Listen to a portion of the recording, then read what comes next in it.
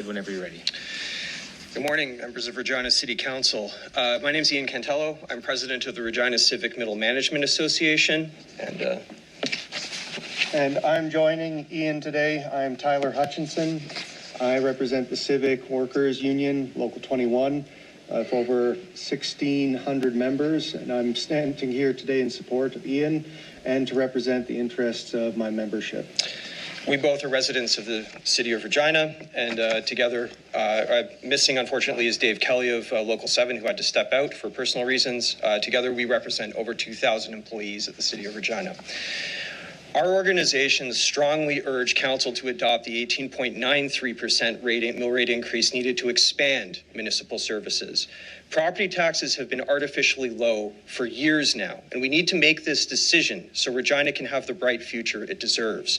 The reality is that Regina is not an easy city to build. Its very geography and geology work against us, creating challenges which should be at the forefront of every budget discussion. Some of the biggest challenges are the following. 1, Regina is flat, which makes it very difficult to get drinking water and wastewater to move where we want it to. That causes our sewers to be more expensive to operate. 2, Regina is not located close to a sustainable natural source of potable water. That is why we get our drinking water piped in from Buffalo Pound, over 100 kilometers away. 3, Regina experiences extreme temperature variations, a range of about 90 degrees Celsius. That makes heating and cooling our buildings more expensive. 4, Regina has some of the worst soil conditions you could build a city on. That means that our infrastructure, whether it's a sidewalk, a basement, a cistern, is being slowly crushed every day of every year, forever. A lot of cities have one of these problems, some 2 or 3. I don't believe there's another large city in North America with all 4. What that adds up to is that our infrastructure, our city, is more expensive to keep running than almost anywhere else. Our property taxes have not reflected this reality. They have been artificially low for years now, and it is taking its toll on our ability to make a city that works for its residents. And that only considers the physical difficulties of locating a city here. There's the provincial downloading of responsibilities, the pressure of being the support hub for half the province, our relative isolation from other large communities, and other logistical challenges. Essentially, Regina is city building on hard mode. Even with the absolute best workers, it would be a challenge. The full 5% cut option in this budget would effectively tie those workers behind their backs, leaving them without the capacity to meet our community's needs. Expecting them to do more with less is not realistic. The staffing of Regina is functioning like a Formula One car right now. Everything is tuned for maximum efficiency. Council after council, budget after budget has shaved and molded and cut the administration until it's running right at the red line. Don't start ripping things out of the car now that it needs maintenance. Because just like a Formula One car, if Regina breaks down, it will be very expensive and time-consuming to fix. Now, our members are the engine of that car. Hundreds of people with specific roles working towards a better Regina. Every job cut represents years of experience that cannot be replaced overnight. Every new worker requiring months, if not years, to replace. That cut job also represents a real person with a family who brings real economic activity to this city. The salaries paid to our members don't fly out of the city to some international conglomerate's bank account. It stays here in Regina, supporting small businesses and community. Every worker at the city is an investment in both better services and a stronger local economy. Money invested in us pays back to Regina. The choices placed in front of council are stark. Do we meet the challenges that come with building a city here to make Regina a competitive city, a good city? Or do we choose to ignore them, downloading our problems onto the next generation? My colleagues and I believe the latter is not an option, and that anything below the proposed 15.69% mill rate increase amounts to an austerity budget, the beginning of a long slide into mediocrity. Governments do their best when they demonstrate what they can do for their constituents, whether it's something as routine as a bus stopping close to your house, or as crucial as a fire truck arriving quickly enough to save you from an emergency. I do not envy the task placed upon your shoulders. You've been handed a bill that's been sitting in plain sight for more than a decade now. None of this is fair, not the choices of previous councils, not the choice to build Regina where it is, not the downloading of responsibilities to our residents, but it is these moments that define our community, define what we mean to each other as residents of Regina. Do not destroy our city attempting to save it. fund our services, fund our workers who deliver them, choose to compete with other cities, build a Regina we can all be proud of, pass the 18.93% increase, take the medicine now so Regina can be healthy in the future. Thank you for your time. My colleagues and I would be very happy to take questions from you. Thank you for your presentation. Councillor Flores, go ahead. Thank you, through you, Mayor. Thank you for that presentation. Some really great analogies as to why we're here. Thank you for sharing that. Last budget, we had to make some cuts, and I know that impacted your members. Could you talk a little bit about how that last round of cuts, how did that turn out? Sure. So we see cutbacks to some extent over the last decade, but the last real big cutback in services in the city was the out of scope cuts that happened 5 or 6 years ago. The outcome of those cuts was that, to my estimation, where I sit in the city, is that most of those jobs just ended up appearing again over the next 5 or 6 years after those cuts happened. It turned out that most of those out of scope jobs were needed in order for the city to perform its work. The other thing about that is that whenever we look at cutting out of scope staff throughout one of these things, is that the inevitable outcome of that is reorganizations within the city. And those may not look like they appear on paper, but the cost inefficiency within the organization, while something as complex as the city, a Formula One car, some people might not appreciate that analogy, but I think it's at least that complex. It takes a lot of time and effort for people to even figure out who is responsible for what when you start making cuts like that. So I'd be very careful, because the cost that you see on a balance sheet is not really reflective of the actual impact it takes to get the city back to running into a condition that it is now. I'm aware of branches that are only now figuring out how they fit within the organization 5 or so years afterwards, because it turns out cities are very complex things to run, especially something like the city of Regina. And I wanted to speak on behalf of my members, because unfortunately my membership, being one of the largest groups of the members that work for the city of Regina, have been subject to ongoing cuts, reductions. One of the things that came out in the last couple of years, almost a dozen years, is Parks has slowly had its staff reduced over time. The city is growing, but we have less and less staff to actually service the parks. A lot of folks don't realize this, but those park staff are also the ones that ensure the park spaces are safe. Needle removal is actually something that falls on those parks and facility staff. So is dealing as one of the first points of contact for the growing homeless population. However, we've seen reductions over the years consistently in those staff, which in the majority are casuals. And the proposed 73 FTE equivalents for parks would fundamentally gut that department if it went through wholesale. And we've also on this budget seen proposed 10 FTE cuts to roadways and transit, and similar 4 to the winter program when it comes to clearing the roads. And I don't think anyone here believes that further cuts to the winter road clearing would be advisable considering the conditions we often face. We're already prioritizing the main trunk roads and not the periphery where a lot of residents actually reside in.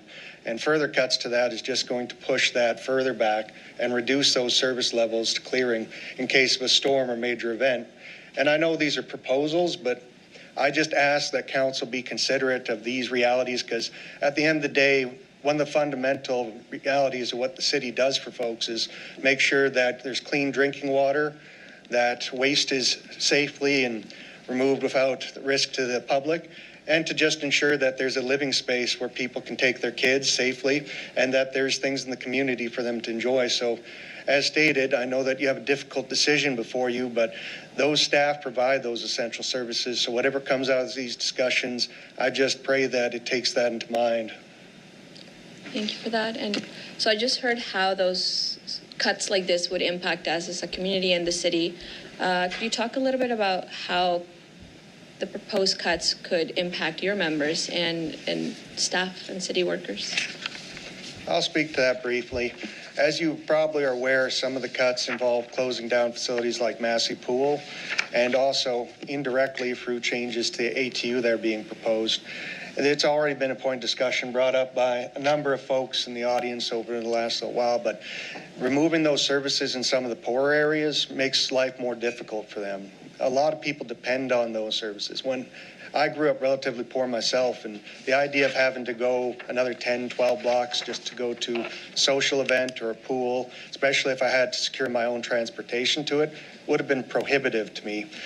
And not to mention all the proposed FTEs, a big chunk of which lie within my membership. And like I stated before, those folks provide those essential services, road clearage, repairs. It's not untrue that our conditions in our soil break the road more often than it stays in one piece. We've had temperature fluctuations of 30 degrees in a single 2-day period in the last 5 years. That breaks pipes, that bursts roads, that causes major repairs. I mean, people are already up in arms about the delays in getting some of these major repairs done, and further cuts to some of these services would just push that timeline further out. I'm not ignorant. I know that council is trying to be responsible to the citizens, especially in these economic times where a lot of folks are struggling, but my members are also citizens out there, and their money does stay in the community, and they do provide those repaired roads. They fix the burst pipes when they explode underneath someone's front lawn because of the temperature change. And I just ask that that's a consideration that everyone looks at when they decide what is the city providing, what's the priority going forward. Right. Thank you so much. And one last question. So we've seen a list with a lot of options, and we've heard from you that we've already done a lot of cuts in the past. Do you see anywhere that we could actually make some cuts that would be meaningful or help any of the situation? I think that fundamentally we reject the framing. The question that's put in front of council here today is not, a menu of what we should cut from.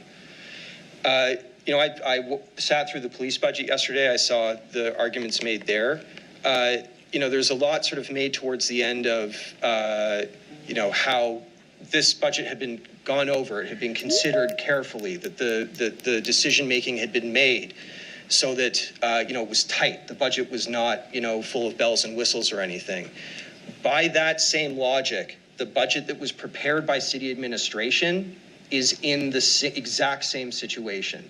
The problem is that, this Regina sort of as a whole has, gone to dinner. They've eaten a very expensive dinner over the last few years. Now they're sitting at the table, the bills come, and the discussion seems to be at the table here. It's like, well, I don't want to pay for half of this. I just want to have it and leave. That's it. That's not really the way that this works. You actually have to pay for the full bill. That's the responsible thing to do as adults, as guardians of this city. That's what we do. And maybe what we're suggesting is that maybe you want a dessert as well, and you throw the extra 3% on there to make that dinner a more memorable, better occasion than it was before. In order to sort of avoid the hypocrisy of approving one budget under this, sort of assumption, and then going to the next one and completely ignoring that logic the first time around, you basically have to stick with at least the 15%, ladies and gentlemen, at least from my estimation. Also just on a baseline here is, we've compared ourselves to Saskatoon a couple of times over the last little while and the budget that they're putting there. I think if our closest competitor is spending this kind of money on things, we need to try to keep up with them. I really don't want Regina to be the Timu version of Saskatoon. That doesn't seem to be in anybody's interest. So, I think that really it's not a question of what we should cut. It's keeping the city rolling, paying that bill, and then, moving on to the next year. It's going to come one year or another. Maybe we don't pay it all this year. Maybe it's 20% next year. Maybe it's 25% in 2028. I'd rather be running on re-election with a low tax year and have the high tax year be a few years in the past. I did want to speak briefly on one thing I would suggest. It's been an open secret that we do have a lot of supplementary work done by contracting out. I've always been a strong advocate that it's better to build our internal capacity because at the end of the day, contracting out is almost never cheaper than using it in-house. It's all the operating costs to launch those services that's the big problem. And I admit there's certain contracts are supplementary for a reason. There's not consistent work you need to cover up if there's an overture, if some new work comes up that you don't have the staff for. But I would ask that is looked at hard if this conversation is approaching looking at our core staff, because those are supplementary contracts. They're supposed to be there to support our staff. And if we don't have the staff, what is the true intent of those contracts? If we're putting things on hold because of the want to avoid increasing the mill rate for our citizens, maybe some of those work going to the private sector have to be pushed back by a year, or examine if we need to bring it in-house to save the taxpayer.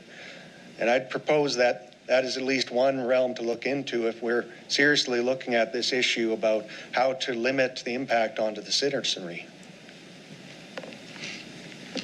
Thank you. That's all for me. Okay, Councillor Bezo, go ahead. Thank you very much for your presentation through the mayor. You hit quite a few things that I call the 4 Ps, protective services, paving, pipes, parks. I ran my platform on exactly that. So I do support the work that you guys are doing. The one thing I want to talk to you about is an affordable government and tax increases. So we're all sitting around here facing So just this want to make sure dilemma. we're not going to There's talk a to you, we're question going to here. ask questions. Yeah, there's a question here. Okay. So what would you propose, or what could be done to take a broader look at not cutting, but what can we do more efficient? What are things out there that you would propose that's more efficient? I'm not talking about the dollars and cents and budgeting or contracting or anything else. What's more efficient? What could we do to drive more efficiency? That's an interesting question. I would say it's better aimed at administration. Frankly, I have my expertise in my small part of the field at the city. I work in transportation planning. I might have opinions on that, but the one thing that is over and over and over emphasized to me through my work at the city is that I actually don't know that much of how the city works. It requires as many people as we do have to understand where those efficiencies exist. The budgeting process took these fine colleagues of mine a good part of the year to do. I can't just shoot from the hip here and say that it turns out that actually, they, overlooked a huge thing that would save us a ton of money. The reality is what's in front of you is what is required to run the city. I think that there's little bits you can cut around the edge. My colleague here was talking about contracting out. I think that's something maybe we look into, but I'm not sitting at my desk saying that I'm not talking about cutting. I'm talking about what would we reshape in order to be more efficient that will reduce the cost. What kind of investment? You mentioned Massey Pool. This thing is old, right? So you work in different areas. So what old stuff is out there that we say, hey, if we don't do this, we build something net new, we could reduce costs over here? The city has a corporate asset management branch, which is probably best positioned to answer that question. That's why, we are labor leaders. I'm here to represent my members as they work in the city, not, armchair quarterback what the people who are also paid to work all day make the decisions on here. There might be little bits and pieces here, but I think everything that they put in the budget is something that Regina needs to be a stronger, better city. It's that simple. I will state that, and I've already worked with management to try to find if there are efficiencies, but at the same time, that is management's priority.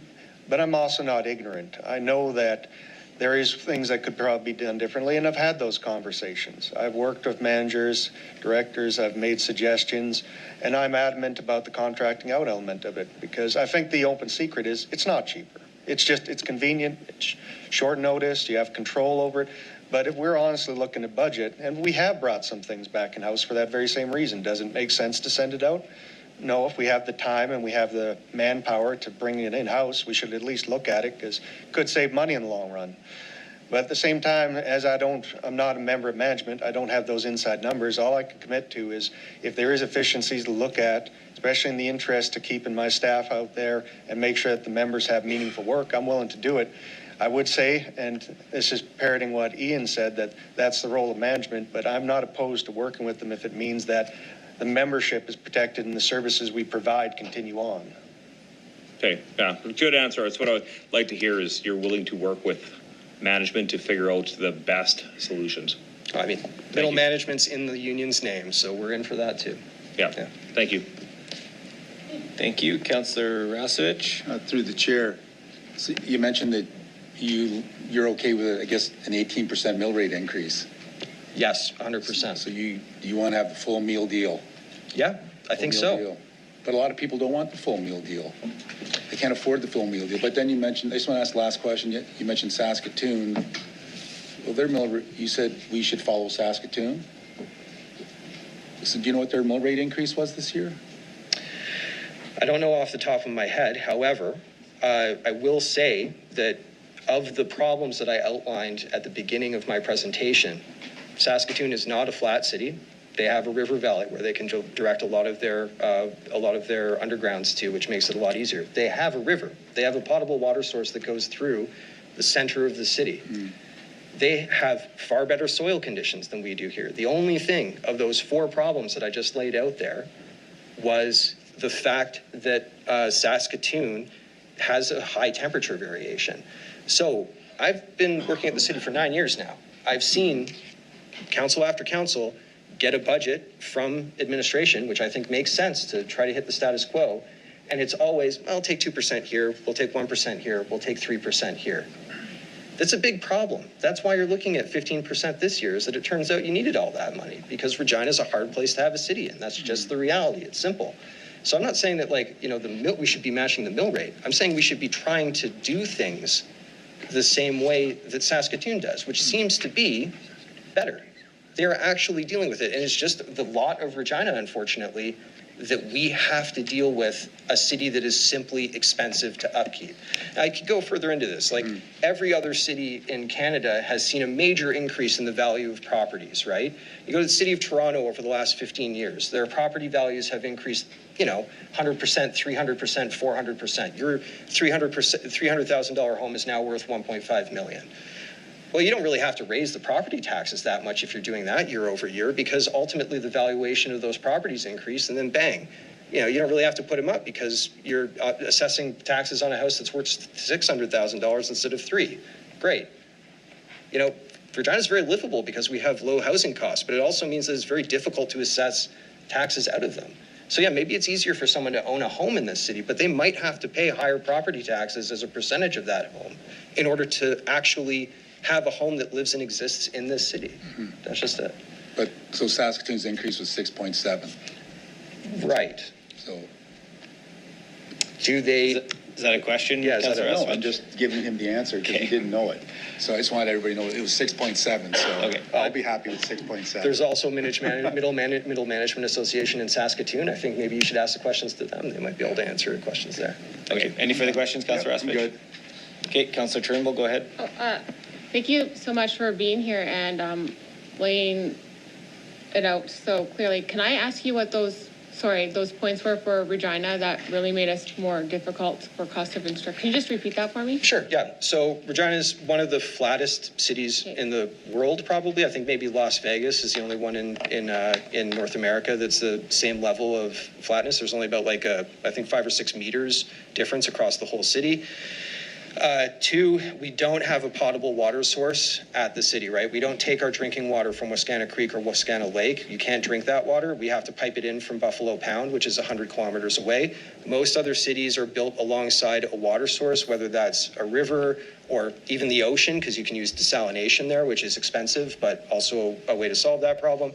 3, we have very bad temperature variations here. Most cities don't deal with a differential of 90 degrees Celsius over the course of a year. So that means a lot of money spent heating in the winter, a lot of money cooling in the summer, all kinds of other things, freeze thaw. You have to bury your utilities deeper because, you have to avoid them freezing in the winter.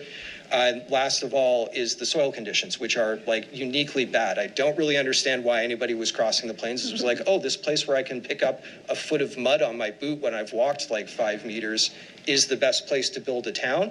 No, not so much. So what we have here is what's called a glaciolacustrine clay, which is, the clay deposited from a glacier as it's receded. It expands and contracts a lot, depending upon the amount of liquid in it, which tends to destroy any sort of, infrastructure that you put into it. It's like a vice opening and closing on whether it's basements or sidewalks or anything else. It's why so many people in Regina have to rebuild a basement at one point in their house's life, especially if it's made out of cinder blocks. Again, uniquely bad material to be building a basement out of in this location. If you actually go back in time, there was a serious conversation if Regina should be the capital because it was more or less a swampy area.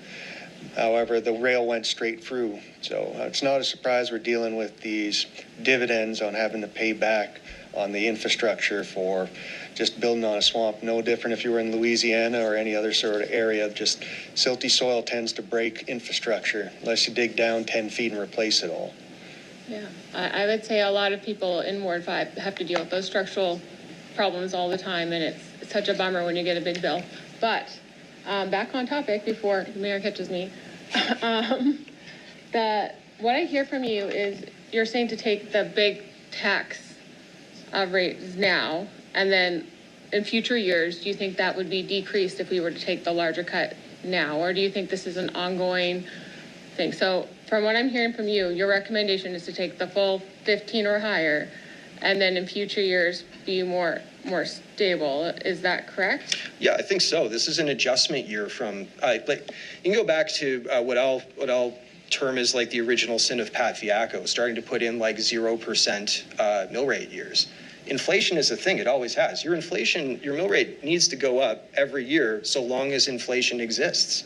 That's it. It's not, like, every time you don't, you're putting in a debt against all of the things that the city exists. So yeah, 15% this year, that's representing years of backlog, right? So you do a big hit this year, hopefully it gets you to a place, and I'm not the expert on this, you might ask this question to administration later on, but to my understanding, you take the hit this year, and then you can stabilize over the next few years. But I don't really understand the full amount of damage that's been done over the last 15, 20 years of not just paying the amount of mill rate that we should have been paying all that time to keep the city functioning. That's the real question. So I think it might be stable. It might be higher than it has been historically if you're aiming to make up that infrastructure debt. But the point is that this is a big jump this year because it's dealing with years of underinvestment. Yeah, and you want to speak to the cost of the deferred maintenance, especially with the pipes and the pipes bursting, costing so much more than actually looking after them? Yes, exactly. Yeah. Usually, when we see these problems with like maintenance of our infrastructure, it just costs us more in the long run to not be proactive about fixing it before things actually break down. A water main break is much more costly to fix than just replacing a pipe in a controlled circumstance when you know it's going to go. That's why we're working on the SAS Drive project, right? We know that there's old cast iron lines underneath there that need to be replaced at some point. We'd be proactive about it, get at them before they burst and create a much bigger problem that's much more expensive to clean up. That you invest the money to make sure that you're not spending more money. It's just smart money spent. That's it. I believe in the Deloitte report we received, I think it said we could, I'll have to talk to administration later, but I think it was up to 12% increase, and we was splitting the bottom quarter of taxes. So that adjustment level is that's what you'd be recommending to the adjustment? Sorry, I'm not quite sure I understand the question. Oh, sorry. I can ask administration later. Okay. It's probably a bad question. And then council's quite removed from a lot of the stuff. Would you, just as an invitation, be willing to talk to us sometimes about how the city works and give us more of a perspective? I mean, I can, but I think these folks are also very capable of explaining these bits and pieces. But yeah, for sure. I think that being removed from everything often makes it difficult to make decisions. So to be on the ground and actually see how things work would be useful. Yeah, happy to. All right. Well, thank you so much. Okay. Councillor Siklees, go ahead. Thank you. Through you, Mayor. Thanks, gentlemen, for your presentation today. I think it's excellent. Can you help me answer this question for people that, like me, are theoretically behind everything you're saying, and I've parroted a lot of what you said to people in conversations that we've had, but practically are telling me that they're paying a premium that's compounded annually for stagnant or declining service levels? How do I answer those folks? Well, I feel like I'm retreading a lot of the things that I've said here, but I think those stagnant or declining service levels are, again, because we haven't been keeping up with mill rate increases over the last 10, 15 years, right? Like they are seeing services reduce because we have reduced services. I mean, we talk a lot about things, related to, say, transit or active transportation as sort of, build it and they will come. You have to provide the services before people can appreciate it. Yeah. I think it's better to be doing it in a year like this, where you can sort of see what happens in the next couple of years and say whether or not that investment was worth it. You know, you do have several years here to look at this. You could, you know, look at the 15% increase next year, and then next year, the year after, come back and say, oh, actually, maybe we do need to do a mill rate cut, right? The point is like, allow the city to function the way that administration believes it should, which is that at least 15% increase. I think 18, because the city does better when it shows that it can provide services and goods to its residents. That's why austerity budgets are so dangerous, is that it creates a downward spiral. That's how you end up being Detroit. I do not want to be Detroit. Detroit was doing great and then just disinvested in itself, and that's it. So I think that, yeah, I think, Councillor Siklis, to your question, yeah, just, you know, they are seeing the reduction in services because we have reduced services. That's the reality. You need to spend the money in order to show that we can do these things. But if, you know, people aren't going to appreciate it if we're not doing it. And I want to speak briefly on behalf of my members, because my members provide a lot of those declining services that the public talk about. And the fact is, even though we're having budget talks now, there has been cutbacks to numerous areas. Administration does the best they can with the resources provided to them, but for instance, we don't do a lot of the construction work on the roadway side. We don't do a lot of refresh programs that might be advisable. And it has to go with the fact that, I'll put it honestly, my 1,600 members do the basic work. It's not the sexy projects that get all the eyes on it. It's the day-to-day repairs, maintenance. And if there's cuts or if they're looking for a savings, usually they go those folks. But as you notice, members and the public and the citizenry aren't happy with the current service levels. But the reality is, unless we start allocating more resources to them, it's going to be maintenance. We're going to be just trying to maintain the services that we have. But anyone that knows how industry works, maintenance means that you're not making headway. The city's growing around us. Hell, we just got the new water plant kind of greenlit, and that was necessary if we're ever going to expand the city, because a lot of folks don't know it. We don't have the infrastructure to really seriously expand some of those services for new construction.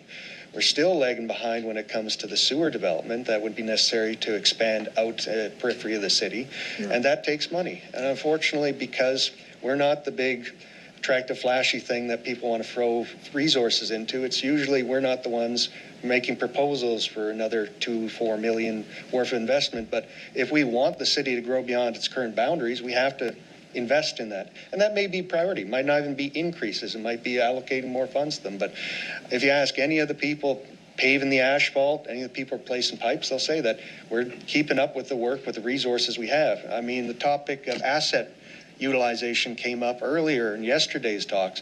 Some of those areas that do the essential work, it's 90%. If it ain't broke, it's rolling on the road somewhere, or they don't have the money to repair it, so it's parked somewhere. Yeah. So some of that extra increase that you're talking about in mill rate is for things other than the 4 Ps that Councillor Beazle was talking about and that what you've talked about. And I think Councillor Flores asked the question, or hinted at it. Are there some things in there that have nothing to do with the core services that the city is tasked to take care of? That you see, your members? Is that a question just confirming that, yes, there's things that are in the budget that are outside of the core services? Well, I'm asking for you and your members what their thoughts are on the parts of the 15 or even the 19 that have nothing to do with what you're talking about today. Oh, I think that those are key parts of the city's administration as much as anything else is. You have to, like, the city's more than just the pipes and the roads. Mm-hmm. It's about the society that we make and how we, like, enforce a social contract between each other. Mm-hmm. If the only thing that you care about is that, you might as well just be running an oil refinery on the Gulf Coast or something like that. Yeah, it's got lots of great pipes and roads, but there's no real community that's built within that. No offense to oil refinery workers, but I mean, you know, they don't have many like nice corner stores or, you know, beautiful little cafes or, you know, nice office spaces or anything like that there. All of that, you know, these supportive pieces, these things that we add in to support the community, the arts, the houseless population, all these other things. That's what makes a great city. You know, you can go to, you know, many places in the world and these problems don't exist so much. And it's because their societies do more work to help each other. love thy neighbor, if you want to be a little bit biblical about it, right? We are a society, we should be looking out for each other. These mill rate increases, a lot of my members are going to be homeowners. I am myself. I'm very willing to pay additional taxes in order to support people so that I have a city that I can be proud of, that I feel that people are not left behind in. And that includes, making sure that my members can work and support this community, but also that some of that work supports our Indigenous populations, everybody around the city. I really don't think that you can if you're just nailing it down to only roads and pipes, you might have a city, but it's going to be devoid of life. And that is not worth living in. Thanks, Ian. No problem. Okay, Councillor Rasevich, go ahead. I guess in that report, the Deloitte report we had, the big challenge also we have as a city is density. So we only have so much money. And because we don't have density, it's hard to provide, class 1 service everywhere. So how would we prioritize what services we do where with that type of situation from the Deloitte report? That's what the Deloitte report says. How would we prioritize? What would you prioritize for us as a city or as councillors? I am not going to answer that question just on the basis that it sort of lies right within my actual job at the city. I do urban planning by trade, so I don't want to comment on that, as it's sort of ethically, I don't think I can speak to it. I work for the employer here, so I'm not going to share my opinion on that. Okay, I'll go. Next question would be, so what do I tell families? I want to ask him what I would tell this individual. Just took the phone call.